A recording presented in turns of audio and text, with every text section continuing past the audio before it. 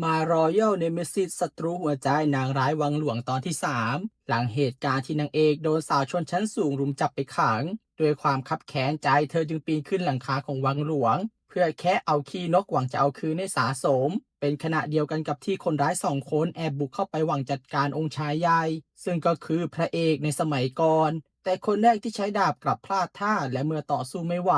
มันเลยตัดสินใจจัดการตัวเองเพื่อหนีความผิด องค์ชายใหญ่ที่เห็นว่าที่ด้านนอกยังมีคนร้ายอีกคนเลยออกคำสั่งให้ออกค้นหาทุกซอกทุกมุมทันทีและเขาดันเห็นหญิงสาวปริศนานั่งอยู่บนหลังคาวังจึงคิดว่านี่อาจจะเป็นคนร้ายก็ได้เลยตัดสินใจโจมตีด้วยธนูแต่ก็พลาดเป้าทำให้เธอตกลงมาแทนและเอาแต่บ่นไม่หยุดว่าใครทำเธอแบบนี้เธอไปทำอะไรให้กันเนี่ยองค์ชายใหญ่ที่วิ่งตามมาก็ไม่สนถามกลับว่าแล้วเธอล่ะเป็นใครสาวรับใช้แบบเธอหากไม่มีใครสั่งจะมาด้อมๆมองๆในบริเวณพระราชวังได้ยังไงกันนางเอกก็ตอบอย่างกล้าๆกลัวๆว่าไม่มีใครสั่งเธอมาจริงๆนะเธอแค่อยากเอาคืนเพื่อนๆที่แกล้งเธอเลยปีนขึ้นไปเพื่อเก็บมูลนกเพียงเท่านั้นก่อนจะทำตามคำสั่งที่สั่งให้เธอเงยหน้าขึ้นและได้เห็นว่าชายตรงหน้าคือคนที่ช่วยเธอออกมาจากกรงขังเธอเลยรีบขอบคุณที่ช่วยเธอไว้เพราะรอบก่อนไม่ทันได้ขอบคุณด้านองค์ชายใหญ่เองก็จำเธอได้เช่นกันรอบนี้เลยถามชื่อแต่ยังไม่ทันที่นางเอกจะบอกก็หันไปเห็นว่าคนร้ายอีกคนที่ใช้ธนูกำลังเล็งมาทางองค์ชายใหญ่เธอเลยรีบตะโกนเตือนให้เขาระวังจนองค์ชายใหญ่รีบพุ่งเข้าไปช่วยเธอหลบลูกธนูด้ว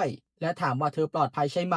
พร้อมวิ่งไล่ตามคนร้ายต่อกลับมาที่ปัจจุบันนางเอกที่เห็นมุนโดชายที่รูปร่างหน้าตาคล้ายกษัตริย์สุดๆเดินเข้ามาเธอเลยตัดสินใจเข้าไปกอดพระเอกเพื่อไม่ให้อีกฝ่ายเห็นหน้าและนั่นก็ได้ผลมุนโดแซวพระเอกจากระยะไกลว่ามาเดทลับๆกันอยู่ที่นี่เองพระเอกรีบปฏิเสธและพยายามผลักนางเอกออกจนเธอหันมามองหน้าเขาพร้อมส่งสายตาขอร้องไม่ให้เขาปล่อยสุดท้ายพระเอกเลยเลิกผลักเธอออกเห็นแบบนั้นมุนโดเลยพูดต่อว่าเขามีบางอย่างจะบอกแท้ๆแต่ในเมื่อกำลังยุ่ง ไว้ค่อยคุยกันวันหลังละกันแถมก่อนกลับยังเตือนให้พระเอกหัดระวังภาพลักษณ์ทางสังคมซะบ้าง อย่าทำอะไรประเจิดประเจอแบบนี้ในที่สาธารณะบ่อยๆ พอเห็นว่าเขาจากไปแล้วนางเอกจึงเริ่มบ่นตามภาษาว่ายามคับขันพระเอกก็นับว่ามีประโยชน์อยู่บ้างเลยนะและจะรีบชิงหนีพระเอกเลยเดินตามมาถามว่าเมื่อกี้มันเกิดอะไรขึ้นทำไมต้องทำให้เขาดูเหมือนคนบ้ากามด้วยนางเอกก็พูดสวนว่าหน้าไม่อายเลยนะนี่ไม่ใช่ครั้งแรกซะหน่อย ตอนบนถนนก็กอดเธอทีหนึ่งแล้วไหนจะตอนที่มีของตกลงมาใส่รถอีกเธอไม่ถือสาหาความอะไรเพราะเห็นว่าตกอยู่ในสถานการณ์ขับขันแต่พระเอกก็ควรแก้นิสัยแย่ๆแบบนั้นซะบ้างนะ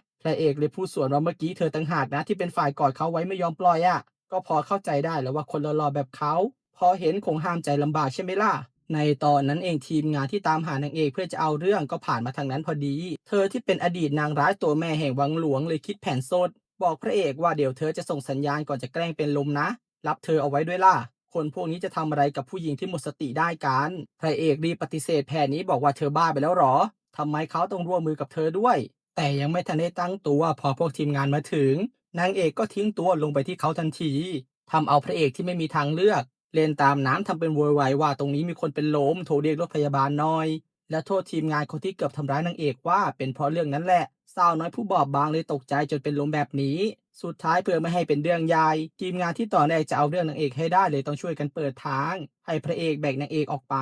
และพอลงกันมาได้นางเอกได้ชมเขาว่าไหวพริบของเขาดีอย่างไม่น่าเชื่อเลยนะก่อนจะถามว่ามุนโดเป็นอะไรกับเขาพระเอกตอบด้วยสีหน้าเซ็งๆว่าพี่มุนโดน่ะคงเป็นยิ่งกว่าคนแปลกหน้าสำหรับเขาละมั้งนางเอกก็เนียนไปขึ้นรถบอกงั้นหรองั้นช่วยเล่าให้เธอฟังระหว่างทางหน่อยนะพระเอกก็รีบไปดึงเธอให้ลงบอกว่าเขาไม่ใช่คนขับรถซะหน่อยแต่สุดท้ายเพื่อไม่ให้คนแถวนั้นหันมาสนใจ เลยต้องยอมขับรถพาเธอไปส่งพร้อมบ่นว่าเขาไม่ใช่คนขับรถซะหน่อยหลังจากนี้เขาจะให้เลขาส่งสัญญาไปให้เซ็นหากยังมีสำนึกอยู่บ้างเซ็นส่งกลับมาด้วยนะนางเอกก็ไม่สนเอาแต่บ่นเรื่องของตัวเองว่าเธอรู้สึกเมารถทุกครั้งที่ขึ้นรถคันนี้เลยรู้สึกว่าท้องไส้ปั่นป่วนไปหมดพร้อมขอให้พระเอกขับรถให้ช้าลงกว่านี้หน่อยสักพักเขาที่จอดปั๊มเติมน้ำมันเลยแวะเข้าร้านค้าก่อนจะยืนเถียงกับตัวเองหน้าขวดยาแก้ท้องอืดว่าจะซื้อให้เธอหรือไม่ซื้อดีส่วนทางด้านนางเอกที่รออยู่ในรถ ด้วยความอัศจรรย์ใจที่เกลียวเหล็กคันนี้เคลื่อนที่ได้เองอย่างว่องไวเธอจึงกดปุ่มนั้นปุ่มนี้เล่นเหมือนเด็กจนไปโดนวิทยุซึ่งกำลังมีรายการตอบคำถามรุ่นรับเซตเนื้อวัวพรีเมียมชุดใหญ่หากตอบถูกทั้งหมด3ข้อเธอเลยนั่งฟังและตอบอย่างตั้งใจสุดๆแต่เธอก็ตอบข้อที่3ผิดเลยเดินเซ็งลงจากรถพร้อมบ่นที่พระเอกหายไปนานและได้เห็นมุนโดที่อยู่ในจอโฆษณาขนาดใหญ่ข้างตึกเธอเลยมีโอกาสได้ดูดีๆอีกครั้งเพื่อตรวจสอบจนยิ่งมั่นใจว่ามุนโดมีรูปร่างหน้าตาเหมือนกษัตริย์จริงๆ และในรูปถ่ายของตระกูลเธอมองเห็นชัดเจนว่า พระเอกและมุนโดไม่ถูกกันสุดๆผ่านสายตาและเนื่องจากพระเอกเกี่ยวข้องกับมุนโดเธอเลยจะชิ่งหนีเพราะเธอสัมผัสได้ถึงรางไม่ดีในตอนนั้นเองเด็กปั๊มที่คิดว่าเธอคือแฟนของพระเอกเลยยื่นบัตรเครดิตที่พระเอกให้เขาไว้รูดจ่ายค่าน้ำมันคืนซึ่งนางเอกก็รับมาแบบงงๆไม่รู้ว่าเป็นบัตรอะไรและรีบเดินหนีตามที่ตั้งใจเอาไว้สักพักพระเอกที่ออกมาพร้อมยาแก้ท้องอืดและปลอบใจตัวเองไปด้วยว่าถึงไม่ใช่เธอแต่เป็นคนอื่นเขาก็คงซื้อให้เหมือนกันนั่นแหละจนมารู้จากเด็กปั๊มว่า เธอเดินหนีไปพร้อมบัตรเครดิตของเขาแล้ว และพอพระเอกจะโทรไปสั่งให้ระงับบัตรเลขากลับแจ้งเรื่องใหญ่ว่าตอนนี้บริษัทมีปัญหาใหญ่พระเอกเลยรีบไปที่บริษัทพร้อมฟังข้อมูลจากเลขาไปด้วยว่าบริษัทไคเซอร์ที่พวกเขาดึงมาช่วยเปิดตัวแบรนด์สินค้าใหม่ดันเกี่ยวข้องกับชาอิล ENC ของมุนโดและพอตรวจสอบลึกๆพบว่าผู้ถือหุ้นใหญ่ของบริษัทไคเซอร์นี้คือมุนโดเช่นกันพระเอกเลยออกคำสั่งให้เรียกประชุมคณะกรรมการด่วน จนผู้อำนวยการจางที่กำลังคุยธุระอยู่กับมุนโดได้รับสายตามให้ไปประชุมมุนโดเห็นแบบนั้นเลยพูดขึ้นว่าตอนนี้พระเอกคงรู้แล้วสินะว่าบริษัทที่เหมือนมาช่วยแท้จริงแล้วเป็นพิษซะมากกว่าและสั่งให้ผู้อำนวยการจางคอยดูท่าทีของพระเอกต่อไปเขาเลยรายงานมุนโดว่าช่วงนี้ชีวิตส่วนตัวของพระเอกมีเรื่องผู้หญิงมาเกี่ยวข้องเธอคนนี้มาสมัครคัดเลือกเป็นพรีเซนเตอร์ของแบรนด์สินค้าใหม่และจากที่สังเกตดูเหมือนว่าเธอจะรู้จักกับพระเอกอยู่ก่อนแล้วซึ่งตรงกับที่มุนโดเพิ่งเห็นพระเอกกอดกับสาวคนหนึ่งมา ผู้อำนวยการเล่าต่อว่าจากที่เขาสืบเพิ่มสาวคนนี้เป็นเพียงนักแสดงโนเนมและไม่ได้ดังอะไรเป็นพิเศษมุนโดเลยยิ่งถูกใจสุดๆบอกนักแสดงโนเนมกับพระเอกช่างเป็นคู่ที่น่าขำซะจริงเวลาต่อมานางเอกที่กลับมาถึงหอพักแล้วก็เจอเข้ากับนายแบ็กที่กำลังโทรคุยกับครอบครัวอยู่ตรงทางเข้าเธอเลยทวงเงินค่าจ้างของวันนี้แต่แบ็กก็เล่นแง่บอกเธอว่าก่อเรื่องขนาดนั้นไว้ยังกล้ามาขอเงินส่วนแบ่งอีกหรอควรต้องสำนึกบุญคุณด้วยซ้ำที่เขาไม่เอาเรื่อง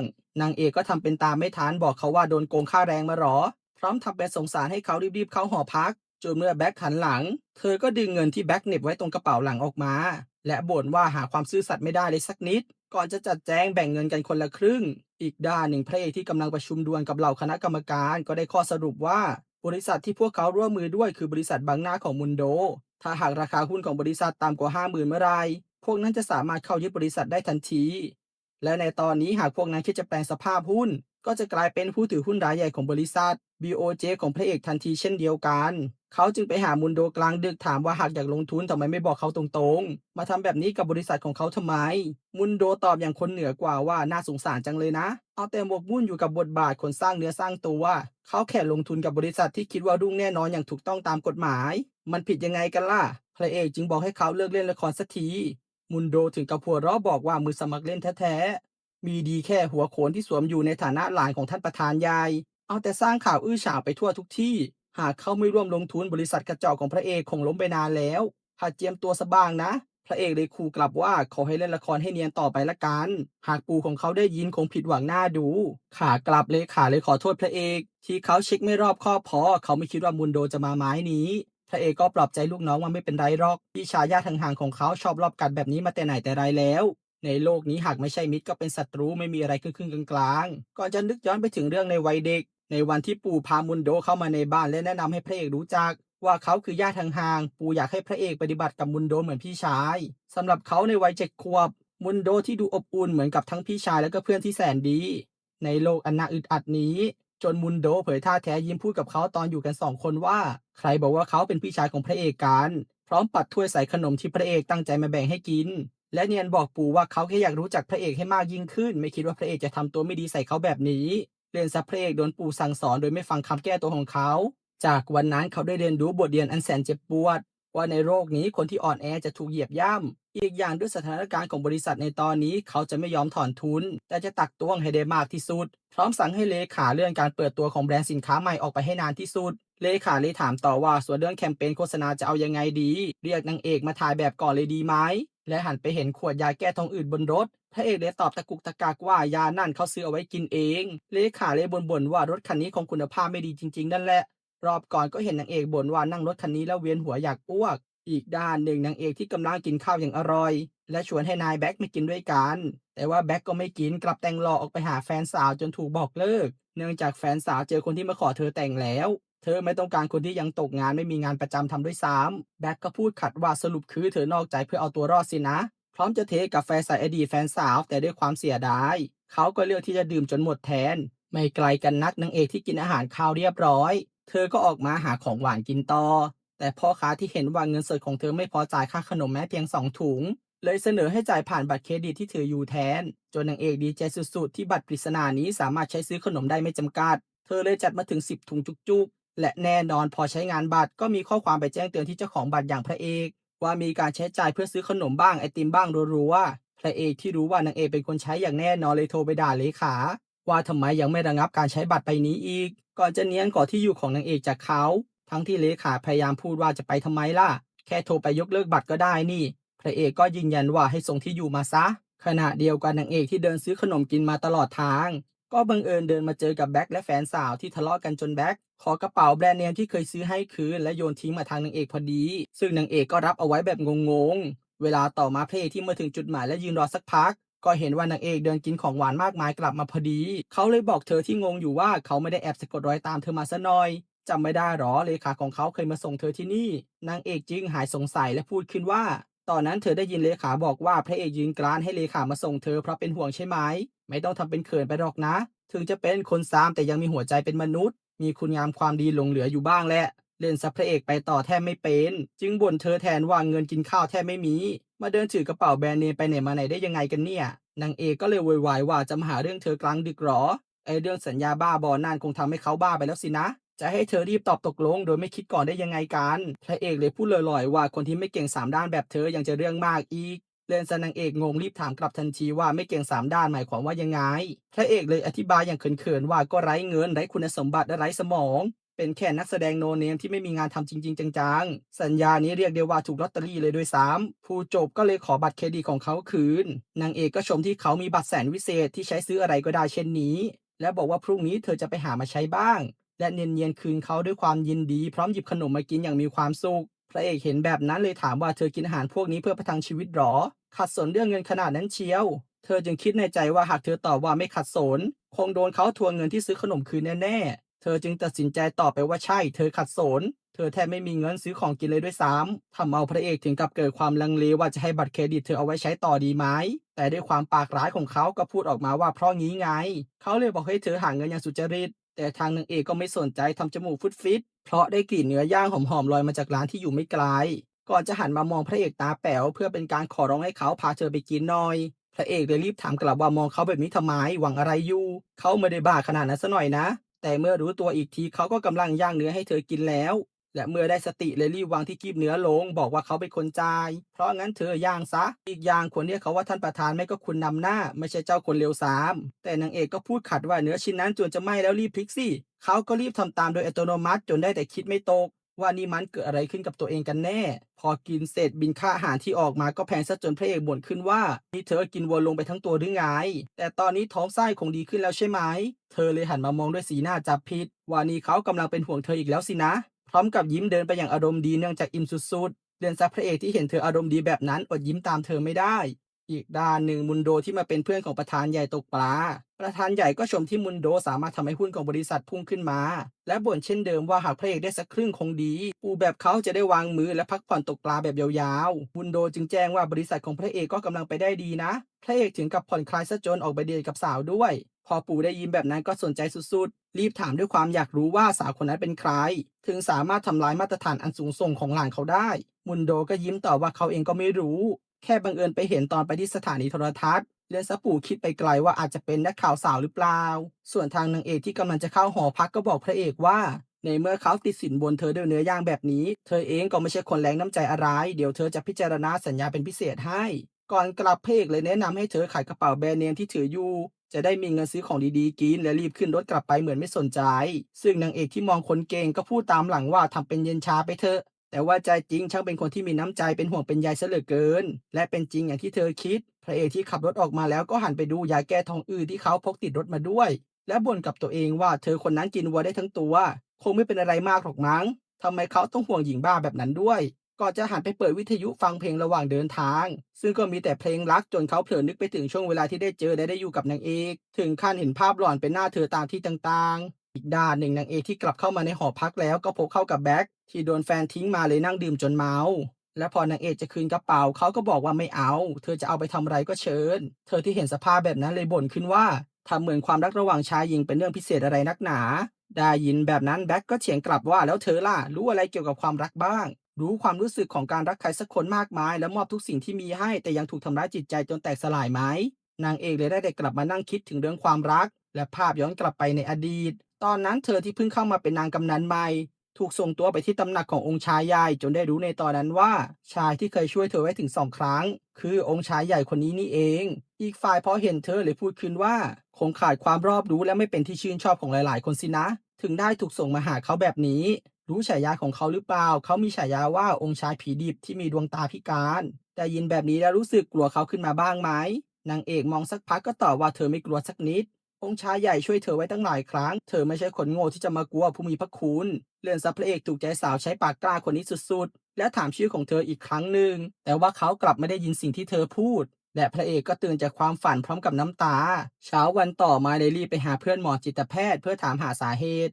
ว่าทำไมคนเราถึงร้องไห้ขณะหลับเพื่อนหมอก็อธิบายว่าสำหรับคนอย่างพระเอกเป็นไปได้2 อย่างหนึ่งคือคงฝันเห็นคนเลวที่โกงเงินพระเอกไปมั้งไม่ก็สองคงฝันเห็นรักแรกของตัวเองในด้านจิตเวชความฝันไม่ใช่เรื่องที่จะเพิกเฉยได้เพราะเป็นสิ่งที่จิตใต้สำนึกของเราพยายามแสดงออกมามีความเป็นไปได้สูงว่าตอนนี้พระเอกกำลังตกหลุมรักใครสักคนเข้าให้แล้วขณะเดียวกันประธานใหญ่ก็เรียกเลขาส่วนตัวของพระเอกไปถามเช่นกันถึงเรื่องผู้หญิงของพระเอกว่าเธอคนนั้นเป็นใคร แต่เลขาก็บอกว่าพระเอกยังไม่มีแฟนซะหน่อยเรียนซับประธานงงว่าแล้วทำไมมุนโดถึงมาบอกเขาแบบนั้นแล้ววันนี้ทางนางเอกก็ตามแบ็คไปทำงานเสริมเช่นเดิมซึ่งงานในวันนี้คือการทำให้ลูกค้าลองชิมอาหารสำเร็จรูปที่ขายในห้างแต่เธอกลับชิมเองรัวๆซะจนผู้จัดการห้างไล่ให้เธอไปยืนให้ลูกค้าดมตัวอย่างกลิ่นน้ำหอมในโซนเครื่องสำอางอีกด้านหนึ่งทางบริษัทของพระเอกก็กำลังประชุมกันว่าจะเลือกนางเอกหรือว่าจีฮายโยดีเพื่อขึ้นเป็นนางแบบของแบรนด์สินค้าใหม่ โดยฝ่ายแรกอยากให้เลือกจีฮายโยเพราะจะได้ไม่เสี่ยงมาก ส่วนฝ่ายของผู้อำนวยการจางก็เชียร์ให้เลือกนางเอก เพราะนี่เป็นแบรนด์สินค้าใหม่ควรจะมีพรีเซนเตอร์คนใหม่ด้วย ซึ่งก็ตรงใจกับพระเอกมากกว่า สุดท้ายเมื่อเถียงกันไม่จบเลขาเลยไปทำผลโหวตของทั้งบริษัทมาเป็นเกณฑ์การตัดสิน ส่วนนางเอกที่กำลังทำงานเสริมยกของผ่านโซนทีวีในห้าง เธอก็หยุดดูบทพระมเหสีที่จีฮยโยแสดง แล้วบ่นขึ้นว่าแค่ท่าทางก็ไม่ใช่แล้ว ก่อนจะทำท่าทางและคำพูดที่ถูกต้องให้ดูสดๆตรงนั้นเลนซะผู้คนที่ผ่านไปผ่านมาชอบใจกันสุดๆพากันปรบมือให้เธอยกยายส่วนทางด้านบริษัทผลโหวตก็ออกมาว่านางเอกชนะไปอย่างฉิวเฉียดพระเอกเลยถือโอกาสนี้บอกทุกคนว่ายังไงชนะก็คือชนะสินะพร้อมยิ้มน้อยยิ้มใหญ่อยู่คนเดียวจนเลขาหันมามองด้วยความแปลกใจกลับมาทางนางเอกที่กำลังจะกลับบ้าน เธอก็เดินผ่านโซนขายทีวีอีกรอบและได้เห็นสาวน้อยแสดงบทบาทได้สมจริงสุดๆ จนเธอเองยังน้ำตาไหลแบบไม่รู้ตัวและรู้สึกคุ้นหน้าคุ้นตาสาวน้อยคนนี้มาก ก่อนจะนึกขึ้นได้ว่าสาวน้อยที่อยู่ในจอคนนี้คือเจ้าของร่างนี้ในวัยเด็ก คนอายุมากแล้วแถวนั้นก็พากันมาดุมดูสาวน้อย บอกเมื่อก่อนเธอคนนี้ดังมากเลยนะ แต่พอโตไม่รู้ว่าทำไมถึงหายหน้าหายตาไปจากวงการ เห็นล่าสุดก็ในสารคดีคนสู้ชีวิตตอนหนึ่ง เห็นว่าไม่มีพ่อแม่อยู่กับย่าตามลำพัง2 คนสักพักนายแบ็คเลยเดินมาชวนเธอกลับ นางเอกที่จ้องมองทีวีอยู่เลยบอกเขาว่ามันน่าทึ่งมากเลยนะทำให้ผู้คนร้องไห้และหัวเราะได้ในทันทีพลังที่ติดอยู่ในความทรงจำของใครบางคนได้นานขนาดนี้ทั้งที่ไม่เคยพบหน้ากันเลยนะและไม่นานนักเลขาก็กลับมาแจ้งพระเอกว่าสัญญาไม่ผ่านเพราะนางเอกยังมีสัญญาอยู่กับผู้จัดการฮงซึ่งช่วงนี้เป็นช่วงต่อสัญญาใหม่หรือไม่ก็ย้ายสังกัดดูเหมือนทางผู้จัดการฮงแจ้งนางเอกแล้วว่าจะไม่ต่อสัญญาผ่านทางวาจาแต่พอได้ยินเรื่องสัญญาที่พระเอกสนใจทำกับเธอขึ้นมา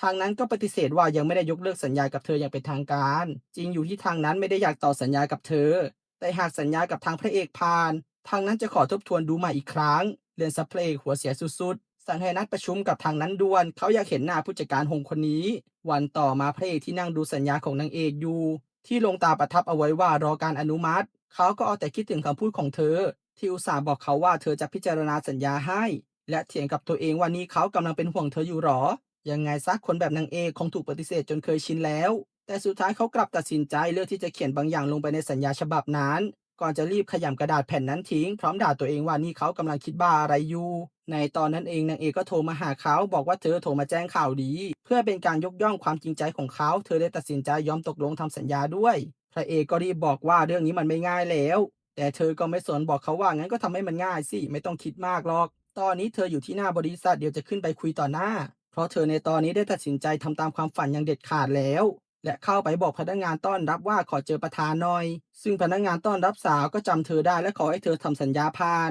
นทำเอานางเอกรับปากเธอว่าเดี๋ยวเธอจะบอกให้พระเอกให้โบนัสเธอนะ ในตอนนั้นเองผู้จัดการฮงและจีฮยโยที่มาตามนัดของพระเอกพอเจอเธอเข้าเลยเรียกไปคุยเป็นการส่วนตัวบอกคิดจริงๆเหรอว่าจะเซ็นสัญญาฉบับนั้นได้โดยไม่ได้รับคำยินยอมจากผู้จัดการเธอเพิ่งจะแจ้งยกเลิกสัญญาไปทางวาจาแต่สัญญาในเอกสารตามกฎหมายยังมีผลบังคับใช้อยู่จีฮโยเองก็ร่วมขู่ว่าข่าวเฉาสักเรื่องก็สามารถทำให้ชีวิตเธอพังได้แล้วนะแต่นางเอกที่ไม่เข้าใจก็ไม่สนและจะรีบไปหาพระเอกจนผู้จัดการฮงจับแขนเธอเอาไว้ พร้อมทวงบุญคุณที่รับคนอย่างเธอเข้ามาทำงานนางเอกจึงหันมากัดแขนผู้จัดการฮงจนเธอร้องลั่นเห็นแบบนั้นจีฮยโยเลยลงมือมาตบกับนางเอกด้วยตัวเองทั้งสองนั้นสลับกันหวดไปมาแบบต่างฝ่ายต่างไม่ยอมจนหน้าทั้งคู่แดงไปหมดในตอนนั้นเองพระเอกที่ออกมาตามหานางเอกเลยพูดให้ทั้งสองหยุดก่อนจะมายืนมองรอยแดงบนใบหน้าของนางเอกพร้อมแนะนำตัวเองว่าจากนี้ไปเขาจะเป็นผู้จัดการคนใหม่ของเธอ และเป็น CEO ของ BOJ Entertainment ใช่แล้วครับพระเอกถึงขั้นตั้งบริษัทสื่อขึ้นมาเพื่อรับนางเอกมาอยู่ในสังกัดโดยเฉพาะกันเลยทีเดียวแบบนี้ไม่เรียกว่าหลงก็คงไม่รู้จะเรียกอะไรแล้วฉากเครดิตตอนท้ายของเรื่องย้อนกลับไปในสมัยก่อนตกดึกหัวหน้าสาวใช้ก็แอบมาหาองค์รัชทายาทเพื่อแจ้งว่าเธอได้ส่งนางเอกไปที่ตำหนักขององค์ชายใหญ่ตามคำสั่งเรียบร้อยก่อนจะรับเงินค่าจ้างและถามหาเหตุผลว่าทำไม องค์รัชทายาทต้องทำแบบนั้นด้วยนางเอกที่เป็นเพียงสาวใช้ไม่มีคนหนุนหลังแถมไม่ใช่คนขององค์รัชทายาทอีกเขาจึงตอบด้วยสีหน้าเรียบเฉยว่านางเอกจะกลายเป็นกับดักที่มีประโยชน์ในวันหนึ่งช่วงนี้ก็แค่เฝ้าจับตามองไปก่อนจนภาพย้อนให้เราเห็นว่าเขาไปเห็นตอนที่องค์ชายใหญ่ช่วยนางเอกออกมาจากกรงขังในตอนนั้นสายตาที่ทั้งสองมองกันมันทำให้เขาคิดแผนร้ายบางอย่างออกในทันทีเช่นเดียวกับสมัยนี้ที่มุนโด มองพระเอกกับนักแสดงสาวโนเนมอย่างนางเอกออกเช่นเดียวกันและคิดว่าจับทั้งสองมาอยู่ด้วยกันคงน่าสนใจไม่น้อยเลยสั่งให้ผู้อำนวยการจ้างเชียร์ให้เธอได้เป็นนางแบบของสินค้าใหม่